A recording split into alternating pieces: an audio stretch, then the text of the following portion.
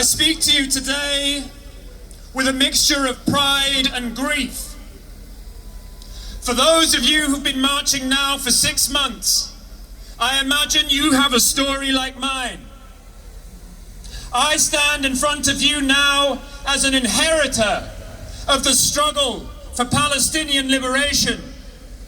It was on my father's shoulders when I was 3 that I was taken to my very first demonstration, learning to chant Free Palestine, when even the word Palestine was something our politicians wouldn't say without courting controversy. And now here I stand, that child grown up into a 43-year-old man whose children are here today. And while it fills me with pride to have them here and stand in front of them demanding a free Palestine, I dream of a world in which this is not the legacy we pass on to them. I do not dream of a world in which in 20, let alone 40 years, my children stand in Trafalgar Square demanding justice for the Palestinians, demanding an end to the occupation. We stand here on a threshold.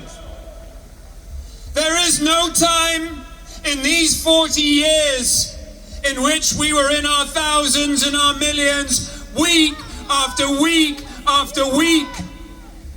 The moment we are living is that change in global consciousness that we have been waiting for 75 years.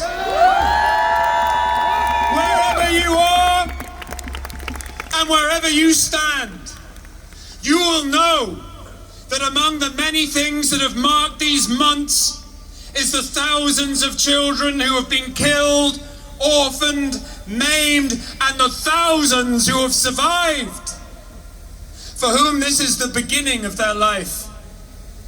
Amongst the most powerful chants, whose children?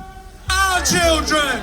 Whose children? Our children! Whose children? Our children! While I have been part of this struggle for over 40 years since I was a child, I know that there are parts of me that grew up into the silences, that had come to believe that taking risks was not worth it because somehow this struggle wouldn't end in my lifetime.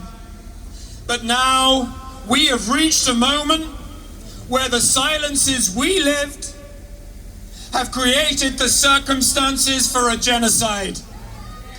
Over 30,000 dead and all the harrowing numbers and statistics of devastation we read day after day. We cannot allow this to continue for another generation.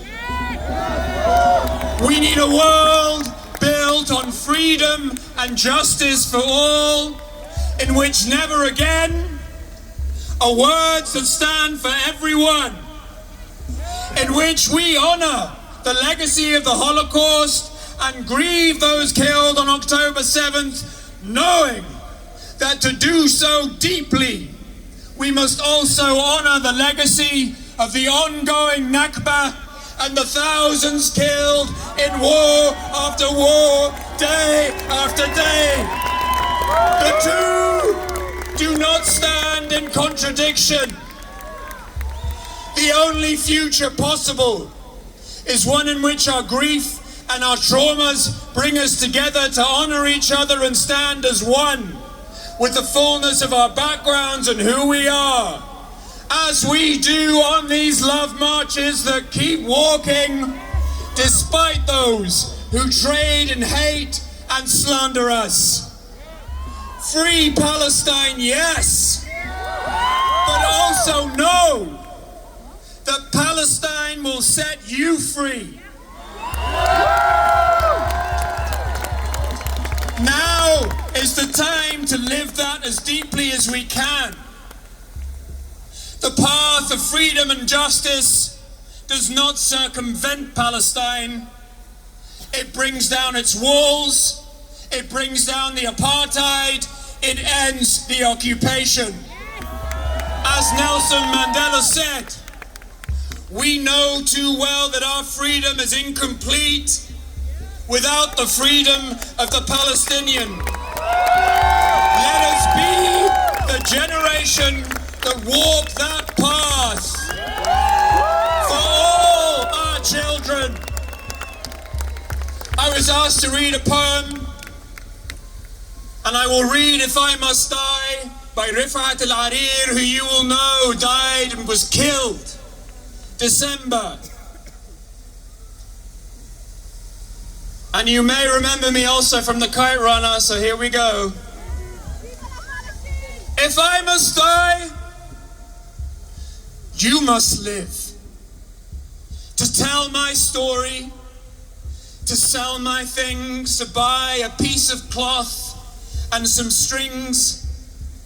Make it white with a long tail, so that a child somewhere in Gaza, while looking heaven in the eye, awaiting his dad who left in a blaze and bid no one farewell, not even to his flesh, not even to himself, sees the kite, my kite you made, flying up above, and thinks for a moment an angel is there, bringing back love.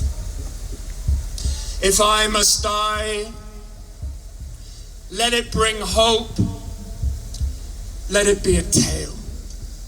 Thank you very much.